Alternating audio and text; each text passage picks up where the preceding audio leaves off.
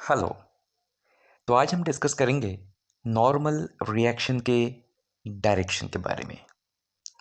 वैसे तो आप लोगों को मालूम ही होगा कि नॉर्मल रिएक्शन की जो डायरेक्शन है that is always perpendicular to the contact surface. नाम से ही क्लियर है, नॉर्मल यानी perpendicular to the contact surface. लेकिन अब सवाल ये उठता है कि कॉन्टैक्ट सरफेस की सही सही पहचान कैसे करें। कई केसेस में हमारे पास कई केसेस के अंदर कुछ ऑप्शंस आते हैं। किसी केस में 2 ऑप्शन, किसी केस में 3 ऑप्शन।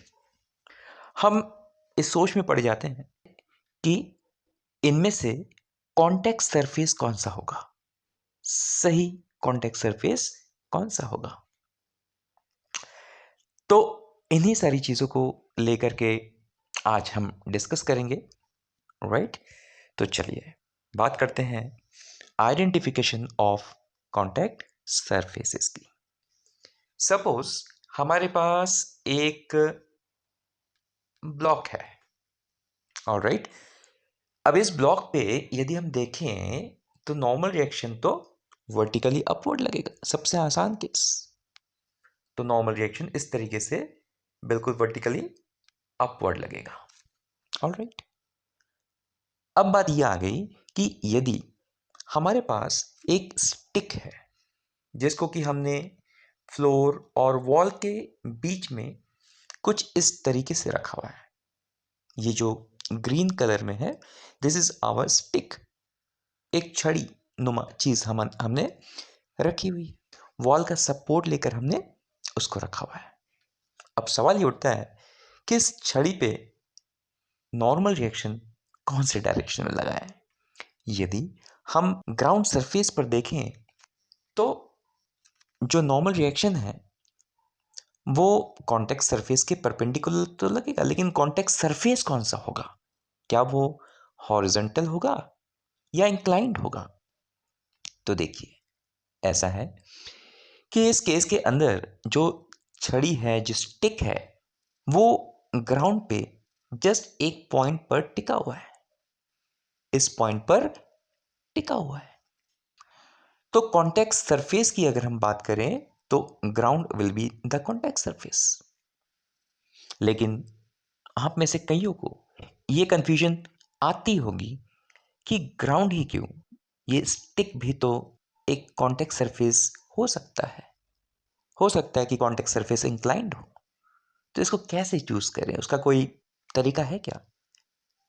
क्योंकि ऐसे तो कई सारे केसेस आपने देखे होंगे जहां पर कॉन्टैक्ट सरफेस की सही पहचान की आपको आवश्यकता पड़ती है। तो उसके लिए क्या करें हम? तो उसके लिए हमारे पास एक घरेलू तरीका है। इस तरीके को आप कहीं पर भी अप्लाई करिए, किसी भी सरफेस के लिए, किसी भी बॉडी के लिए वो काम करेगा। तो वो तरीका कुछ ऐसा है कि जो भी केस आपके सामने आए उसके अंदर जितने भी सारे ऑप्शंस आपको मिले, आप उन सारे ऑप्शंस को पहले चेक करें। जैसे ग्राउंड पे यदि हम देखें तो हमारे पास 2 ऑप्शन हैं। एक तो कॉन्टैक्ट सरफेस हॉरिजॉन्टल हो सकता है और दूसरा इंक्लाइंड हो सकता है। 2 ही ऑप्शंस हैं। अब आपने क्या करना है कि इन दोनों ऑप्शंस के अलोंग कॉन्टैक्ट पॉइंट, जो ये वाला कॉन्टैक्ट पॉइंट है, इससे आगे पीछे चल के देखना है। जिस केस में आपको आगे और पीछे दोनों दिशाओं में सरफेस मिल जाए, याद रखिएगा वही आपका कॉन्टैक्ट सरफेस होगा। जैसे देखिए यहाँ पे यदि हम अप्लाई करें तो हमारे पास ग्राउंड है। ग्राउंड पे यदि हम कॉन्टैक्ट पॉइंट से लेफ्ट में जाए तो भी कंटिन्यूशन है यानी सरफेस है, और राइट में जाए तो भी राइट में सरफेस है। लेकिन स्टिक के अलोंग ऊपर तो है सरफेस, नीचे सरफेस नहीं है। इसका मतलब स्टिक आपको कॉन्टैक्ट सरफेस नहीं दे रहा है। आपको कॉन्टैक्ट सरफेस कौन दे रहा है? यस, ग्राउंड आपको कॉन्टैक्ट सरफेस दे रहा है। तो अगर आपको कभी कंफ्यूजन भी आ जाए तो एक इजी केस मैंने आपको शो किया लेकिन अगर किसी क्रिटिकल कॉम्प्लिकेटेड केस के अंदर आपको कभी कंफ्यूजन आ जाए तो आप इस तरीके से सारे ऑप्शंस को 2 है, 3 है, 4 है, जितने भी ऑप्शंस आपके पास है सबके अलोंग आगे पीछे चल के देख लीजिए। सबके अलोंग आगे पीछे चल के देख लीजिए, जिसके अलोंग आगे और पीछे दोनों ही दिशाओं में आपको सरफेस मिल जाए वही आपका कॉन्टैक्ट सरफेस होगा। ऑलराइट, तो इसका मतलब ग्राउंड पर जो कॉन्टैक्ट सरफेस है वो हॉरिजॉन्टल सरफेस है और इसी वजह से जो नॉर्मल रिएक्शन लगेगा वो वर्टिकली अपवर्ड लगेगा, कुछ इस तरीके से। ठीक, अब यदि हम वॉल पे बात करें तब तो आपको शायद क्लियर हो रहा होगा। देखो यहाँ पे वॉल पे 2 ऑप्शंस फिर से अपने को दिख रहे हैं। एक तो वर्टिकल हो सकता है कॉन्टैक्ट सरफेस और दूसरा ये इंक्लाइंड हो सकता है अलोंग द स्टिक। दोनों के अलोंग कॉन्टैक्ट पॉइंट से आगे पीछे चल के देख लेते हैं, डिसाइड हो जाएगा।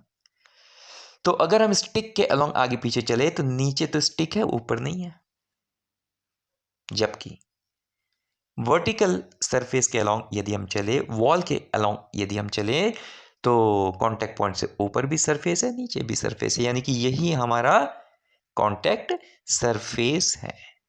ऑलराइट, इस वजह से जो नॉर्मल रिएक्शन लगेगा वो लगेगा बिल्कुल हॉरिजॉन्टल डायरेक्शन में, कुछ इस तरीके से।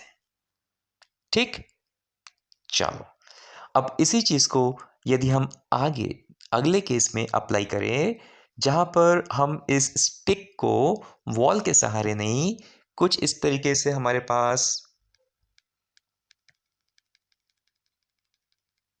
एक स्टेयर केस है, हमारे पास एक स्टेयर केस है जिसके ऊपर हमने इसी स्टिक को कुछ इस तरीके से रख रखा है।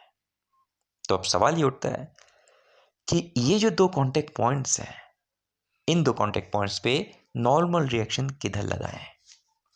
तो उसके लिए सवाल ये पैदा होता है कि इन 2 पॉइंट्स पे कॉन्टेक्ट सरफेस की डायरेक्शन क्या है? कौन सा हमारा कॉन्टेक्ट सरफेस है? तो अगर हम यहाँ पे ग्राउंड की बात करें तब तो ये बिल्कुल पिछले केस जैसा ही है। इसका मतलब इस केस में सीधे सीधे हम नॉर्मल रिएक्शन लगा सकते हैं vertically upward, right.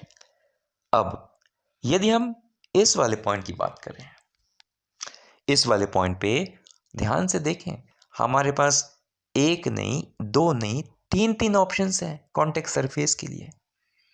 Contact surface या तो हॉरिजॉन्टल भी हो सकता है या वर्टिकल भी हो सकता है या फिर वो इंक्लाइन भी हो सकता है स्टिक के अलावा। तो यहाँ पे जो स्पेशल ट्रिक मैंने आपको बताई है वो यूज करके देख लेते हैं यहाँ पे। ऑलराइट, तो उसको यूज करके यदि हम देखें तो हॉरिजॉन्टल के अलोंग लेफ्ट में तो है सरफेस, राइट में नहीं है। वर्टिकल के अलोंग नीचे है लेकिन ऊपर सरफेस नहीं है।